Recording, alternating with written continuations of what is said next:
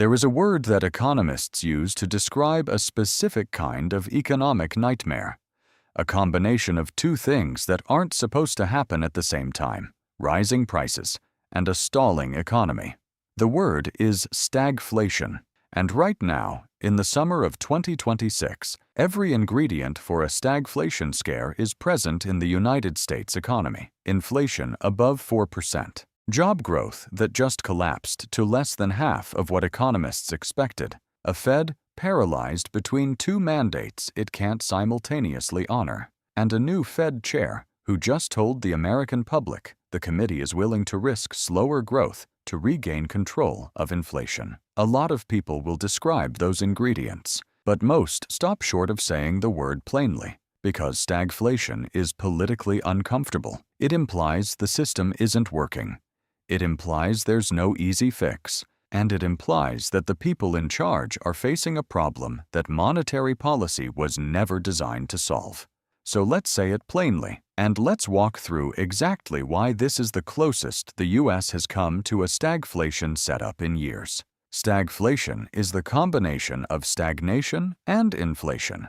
The reason it's so feared is simple. Every tool the Fed has to fight inflation makes the economy worse, and every tool it has to stimulate growth makes inflation worse. It's the economic equivalent of being told to brake and accelerate at the same time. The last time America experienced it seriously was the 1970s. The cause then was an oil shock, the 1973 Arab oil embargo, followed by the 1979 Iranian Revolution. Sound familiar? Because on February 28, 2026, the United States went to war with Iran. The Strait of Hormuz, through which roughly 20% of the world's oil supply passes, was closed. The International Energy Agency called it the largest supply disruption in the history of the global oil market. Brent crude hit $105 a barrel. Gas prices surged above $4 earlier this year and are still elevated heading into summer.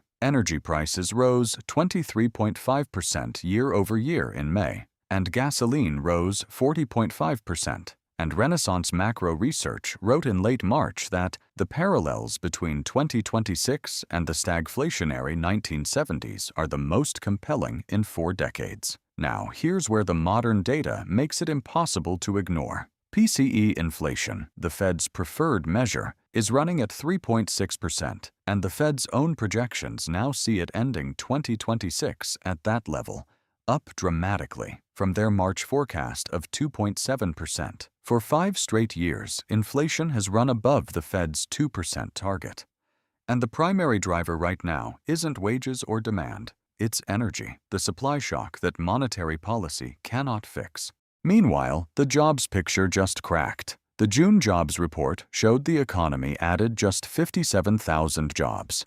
Economists expected 115,000. April's numbers were revised down by 31,000. May's were revised down by 43,000.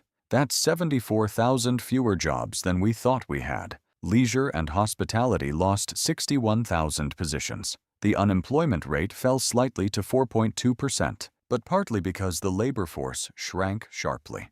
When people give up looking for work, the unemployment rate falls even though nothing improved. That's the number the headlines won't explain. And wages? Wages grew 3.5% over the past year, while inflation ran at 3.9%. The average American worker got a pay cut in real terms. Their paycheck went up. Their purchasing power went down. Inflation has outpaced nominal wages for 3 consecutive months. The average household has spent an additional $3,100 on essential goods and services since January 2025.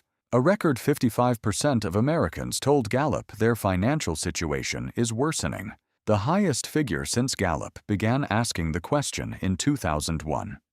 Higher than during COVID, higher than during the Great Recession. This is the stagnation part of the setup. Not a recession. Not yet. The Fed's own June projections still show 2.2% real GDP growth for 2026, but an economy visibly slowing, with job growth collapsing, real wages falling, and consumer sentiment near historic lows, looks very different from the strong growth story being sold in the headlines. Now, here's the trap. New Fed chair. Kevin Warsh made the Fed's position crystal clear in his June 17th press conference. 9 of the 18 Fed voting members now project a rate hike before year-end. 6 project 2 hikes. Markets are pricing in roughly a 60% probability of a September hike. Goldman Sachs doesn't see rate cuts until mid to late 2027 at the earliest. The Fed moved its 2026 federal funds rate projection up to 3.8% from 3.4% in March. A meaningful shift in a short period. The problem is that the inflation the Fed is trying to fight was not caused by too much demand or too much money in the economy. It was caused by an oil shock, a supply disruption that rate hikes cannot fix. You cannot drill more oil by raising interest rates. You cannot reopen the Strait of Hormuz by making mortgages more expensive. What you can do is slow the economy, reduce business investment, increase unemployment, and make borrowing more costly for every American carrying a loan, none of which reduces the price of gas by a single cent. J.P. Morgan put it plainly, supply-led spikes historically tilt toward demand destruction rather than a benign inflation pass-through, and 4 of the last 5 comparable episodes ended in recession. This is the corner the Fed is painted into: hike rates to fight inflation and risk tipping a slowing economy into recession, hold rates, and risk inflation becoming entrenched above 4% for a 6th straight year. There is no clean move. That's what a stagflation setup means, structurally trapped. Now, the honest differences from the 1970s are worth saying directly. The U.S. is now the world's largest oil producer, meaning the supply shock hits America less severely than it hit an oil-importing economy in 1973.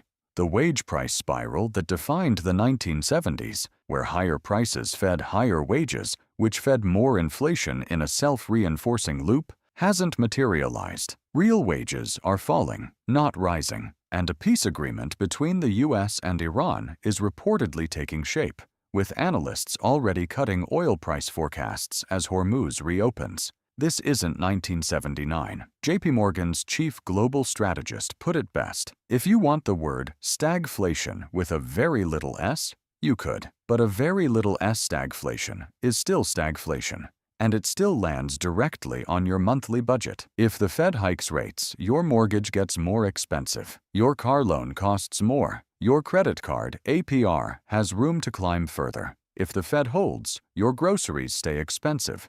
Your gas stays elevated.